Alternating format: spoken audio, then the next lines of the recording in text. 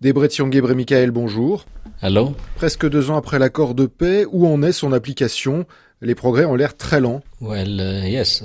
Oui, cet accord a été signé depuis bientôt 2 ans. L'exécution est très lente. Au début, il y avait des progrès. Les services publics avaient été relancés, les communications, l'électricité, le transport, les financements du gouvernement. Tout le monde était heureux, on avançait. Et le plus important, c'est qu'il n'y avait plus de combat. Même si la paix n'était pas installée dans tout le Tigré, la plus grande partie du territoire était sous le contrôle de notre gouvernement.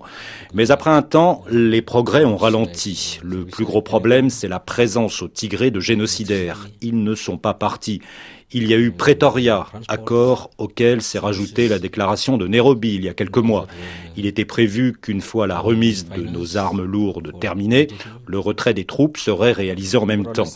Ensuite, il était prévu le retour des déplacés chez eux et la mise en place d'une véritable administration intérimaire. Or, le retrait et le retour des déplacés auraient dû être faits l'an dernier. On a plus d'1 an de retard. Et en attendant, les gens meurent par manque d'aide humanitaire, de soins. Ils sont encore psychologiquement très touchés. Alors que dans les zones encore occupées, le génocide continue. Donc les souffrances des Tigréens et du Tigré continuent. Nous sommes toujours à l'agonie. Oui, au départ, c'était très positif. Il y avait un grand espoir que la paix soit complète, que les groupes armés allaient se retirer, que les déplacés rentrent et que la réhabilitation suive, etc. Donc aujourd'hui, notre sentiment est mitigé sur l'application de l'accord. We have mixed feeling of the whole execution of the agreement.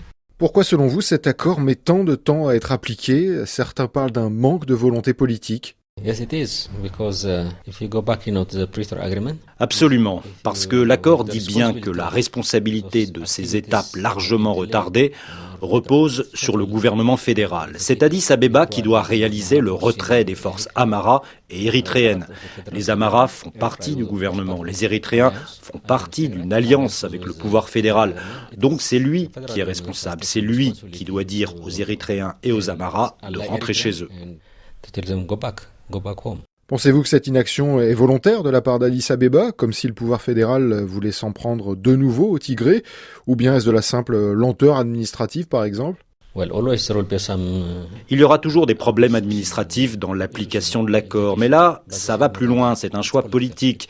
S'il y avait de la bonne volonté, ça aurait pu être fait. Un retard est possible, mais quand le retard atteint plus d'1 an, on va au-delà du problème administratif. Alors on note le manque criant d'aide humanitaire alors que les besoins sont énormes. Pensez-vous que la communauté internationale a oublié le Tigré et est accaparée par d'autres crises? Nous savons que le monde est en crise. L'Ukraine, Gaza, crise après crise, c'est la réalité d'aujourd'hui.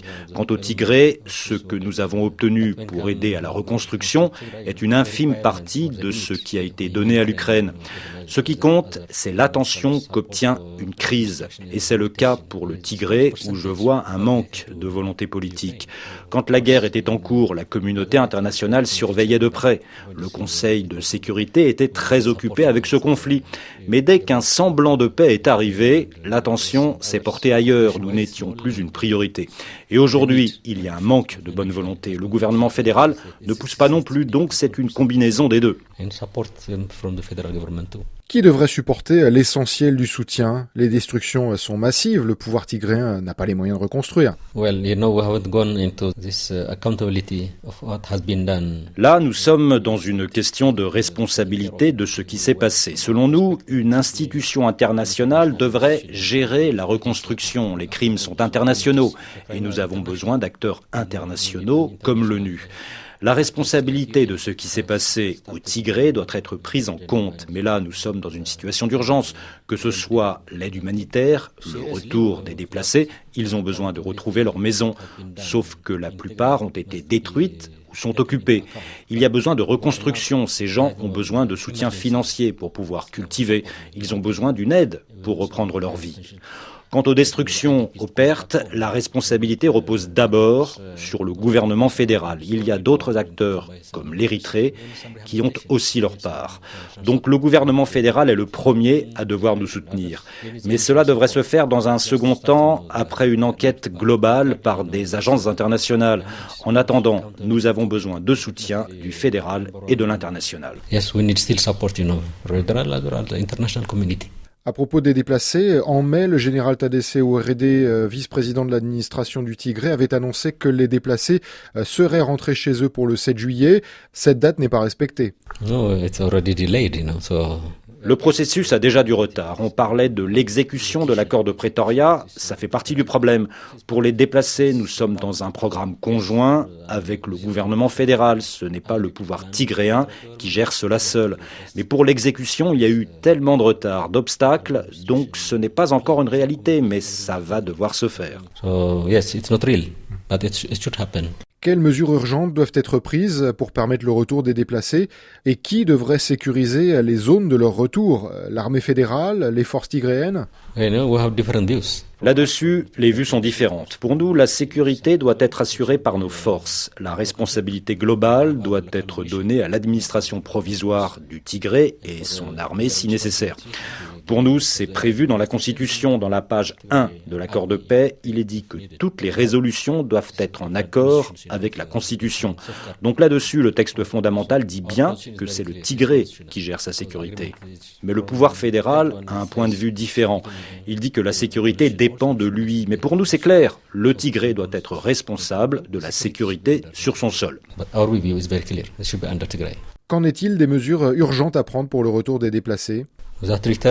Le retour doit être organisé par le pouvoir fédéral, mais les obstacles viennent d'en face. Nous sommes les victimes et nous devons rentrer chez nous. Il y a des retards sur le terrain et c'est le pouvoir central qui est responsable. Even the current engagement is still with the federal.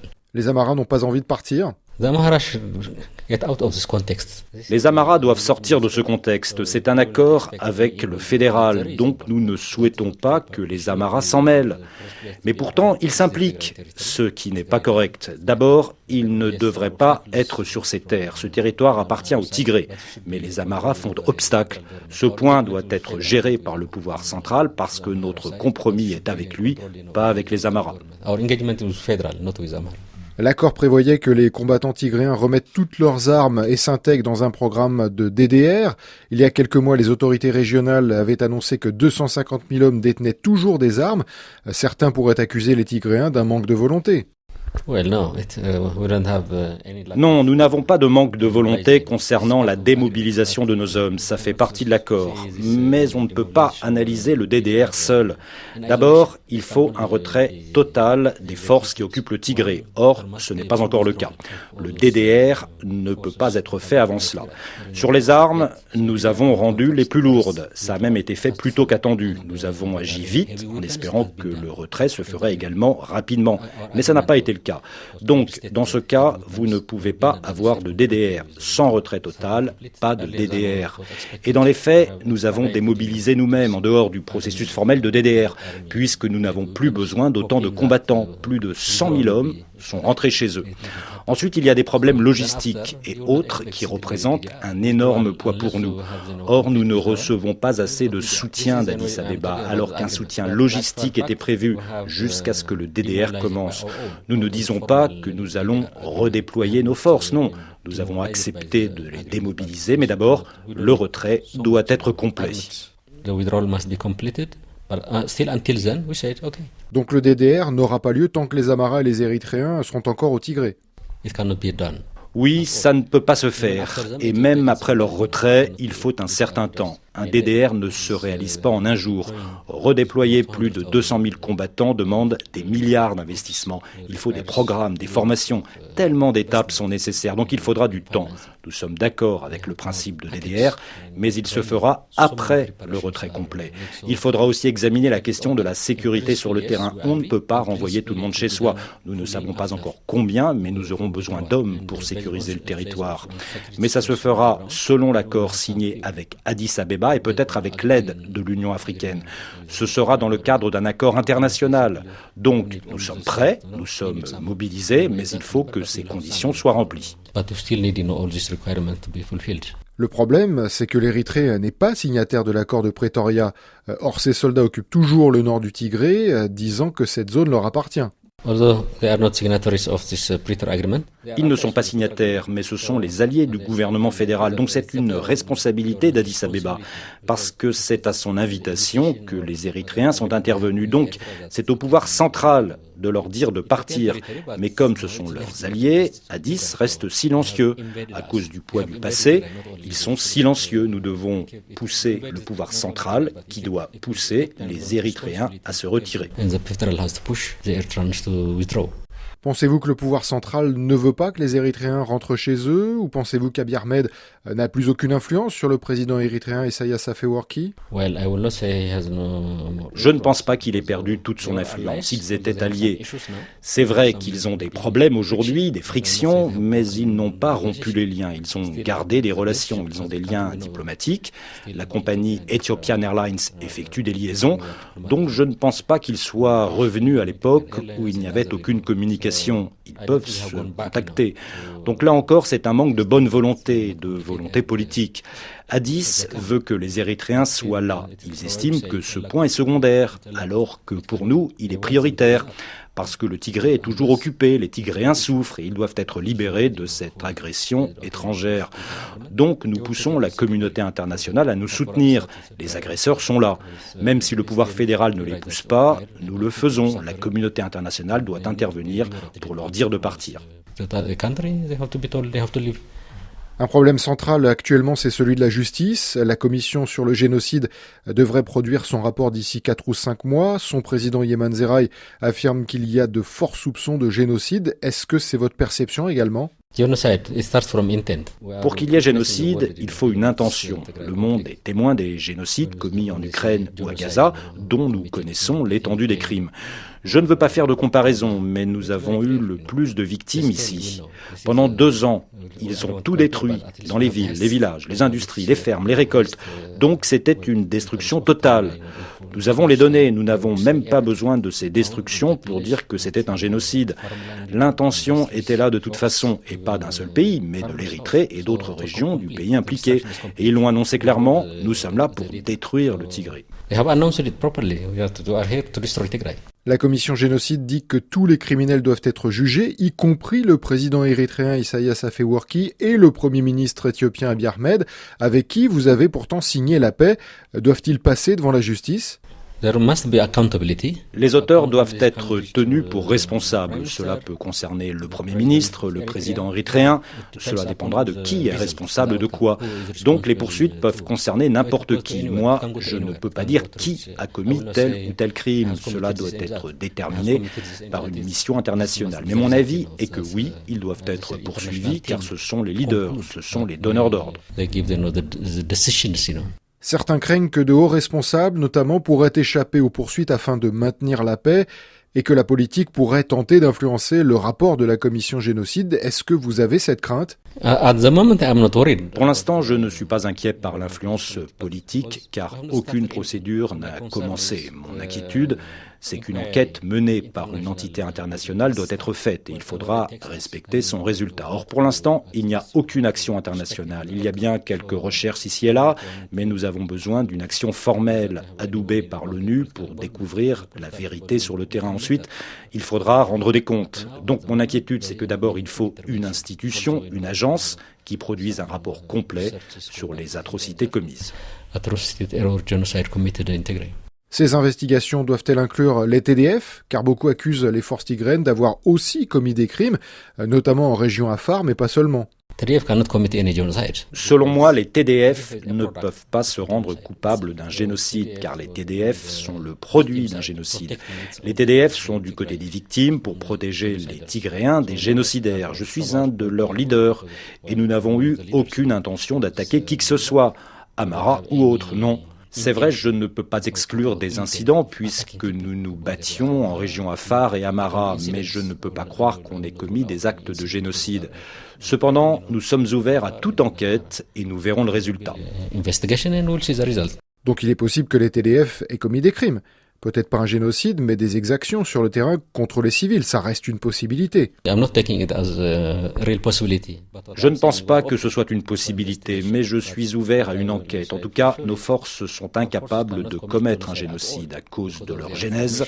Les TDF ont été formés pour protéger notre peuple de génocidaires. Ils ne peuvent pas commettre de génocide, car il n'y avait aucune intention. Ils étaient là pour défendre le Tigré, pas pour détruire les Amharas ou les Afars. Non, ce n'est pas le but. Ils étaient là pour combattre des forces militaires. Les intentions étaient totalement différentes. En tout cas, nous sommes ouverts à une enquête et si des crimes ont été commis, nous collaborons. Et si la justice vous met en cause personnellement, en tant que leader, est-ce que vous collaborerez ? Absolument, je suis prêt. Je répondrai à toute enquête. Pensez-vous qu'après tout ce qui s'est passé, les Tigréens sont prêts à faire la paix avec les Amharas, avec les Érythréens et autres ? Vous savez, je parle en tant que leader, mais je connais aussi l'intérêt de mon peuple. La paix est la priorité pour nous. Il faut la paix avec tout le monde, que ce soit au niveau des populations que des politiques. Et d'ailleurs, ce sont parfois les gens qui veulent davantage la paix que les politiques qui ont parfois leurs propres intérêts. Mais politiquement, il pourrait y avoir des obstacles avec les atrocités et le génocide commis par l'armée érythréenne et l'armée éthiopienne. Mais entre populations, il n'y a aucun problème. Ils veulent vivre en paix avec tout le monde. Pensez-vous qu'il y ait un risque qu'un jour les Tigréens cherchent à se venger ? Je ne crois pas. Normalement, oui, on pourrait penser à une possible vengeance. Mais stratégiquement, pourquoi faire ? Tant qu'il y a un système d'enquête pour que les criminels rendent des comptes, nous avons besoin de justice, évidemment, car on ne peut pas tout oublier. Les agences internationales doivent se pencher dessus. On ne doit pas se venger, mais nous avons besoin de justice, car un génocide a été commis. Donc il faut situer les responsabilités. Presque 2 ans après la guerre, regrettez-vous l'organisation d'élections régionales en défi aux autorités fédérales et regrettez-vous d'avoir attaqué le commandement Nord et la base militaire de Dansha, 2 éléments dont on dit qu'ils ont déclenché le conflit ? D'abord, je n'ai aucun regret, mais je pense que vous êtes mal informé. Le déclenchement de la guerre n'a rien à voir avec ce qu'Addis Abeba a dit. Nous n'avons pas attaqué le commandement Nord, nous n'avons pas attaqué Dansha. Une élection est un acte pacifique, ça n'a rien à voir avec une guerre. Les causes sont politiques. Organiser les élections, c'est constitutionnel et le texte fondateur doit être respecté par tous, par les pouvoirs fédéraux et régionaux. Or, les élections doivent se tenir tous les 5 ans. Ça ne peut pas entraîner une guerre, c'est un acte pacifique et démocratique. Comment cela pourrait-il être une cause de guerre ? Pas du tout. Mais alors, si vous n'avez pas attaqué le commandement Nord et Dansha, qui a déclenché les hostilités ? Qui a tiré en premier ? Il ne faut pas prendre cette approche. Moi, je parle de contexte politique. Les élections ont eu lieu avant toute violence, c'était pacifique. Or, avant d'organiser un scrutin, le gouvernement avait publiquement menacé de nous bombarder, de nous attaquer. Donc à la racine, il y a un pouvoir politique, le pouvoir fédéral a décidé de nous attaquer.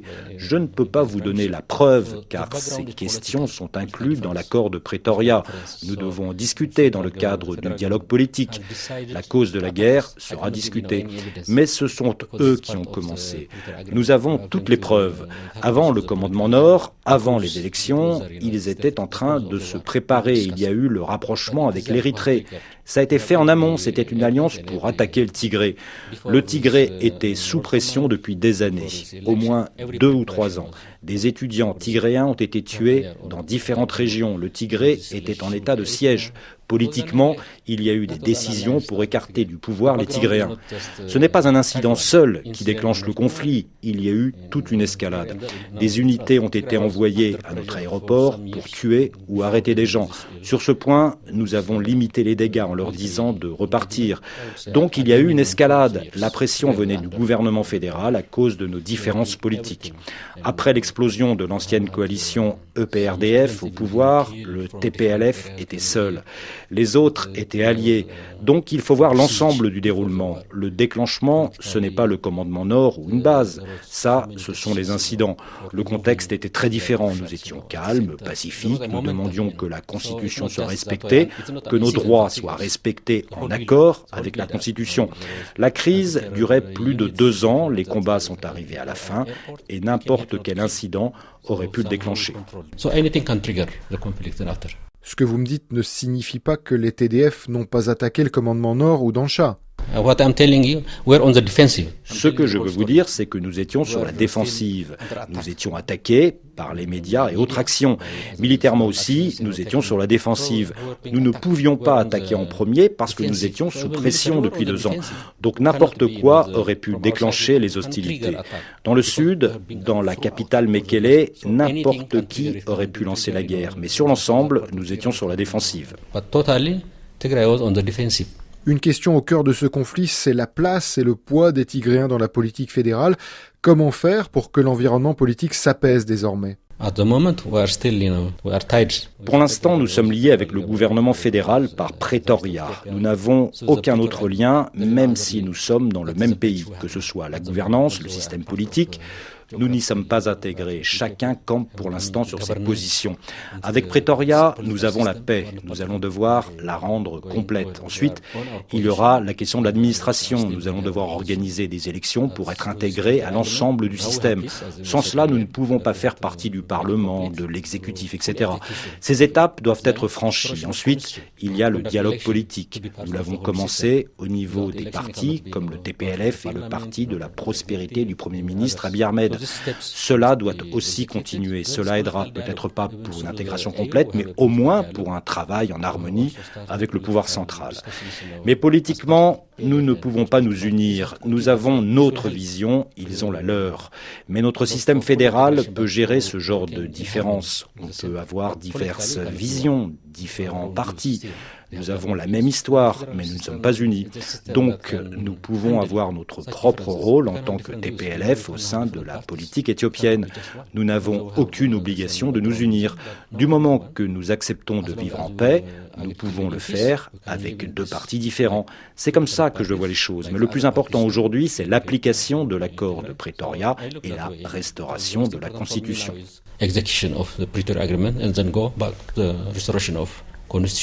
Est-ce qu'une indépendance du Tigré est quelque chose d'inconcevable aujourd'hui ? Je ne l'écarterai pas totalement. Pour y arriver, en tout cas, il faut un référendum en accord avec la Constitution. Elle donne ce droit, du moment qu'il est établi que les Tigréens veulent un référendum. C'est stipulé dans le texte, donc je ne peux pas dire que ça n'arrivera jamais, mais ça devra suivre le processus constitutionnel. Debretsion Gebre-Michael, merci.